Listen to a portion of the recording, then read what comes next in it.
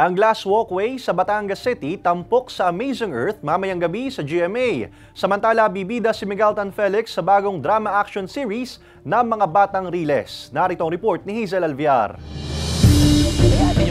Wild adventures at extraordinary stories ang ibabahagi ni Dingdong Dantes mamayang gabi sa Amazing Earth. Kabilang na dyan ang pasilip sa kauna-unahang glass walkway na matatagpuan sa Monte Maria Shrine Compound sa Batangas City. Mapapanood din ang social media trending greenfluencer and award-winning biodiversity advocate na si Celine Murillo. Lahat ng yan abangan mamayang 9:35 p.m.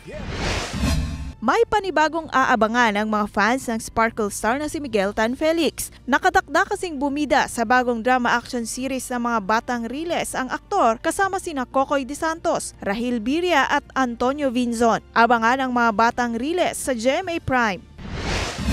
Nagbahagi naman ng sweet message ang Black Rider star na si Ruru Madrid sa kanyang girlfriend na si Bianca Umali sa pagdiriwang ng kanilang anniversary. Saad niya sa kanyang mensahe, napuno raw ng saya at pagmamahal ang kanyang buhay sa loob ng 6 na taon nila together. Samantala, huwag palampasin ang mga pasabog at puno ng aksyon na finale week ng Black Rider sa susunod na linggo, 8 p.m. sa GMA Prime. Hazel Alviar, Balitang Southern Tagalog.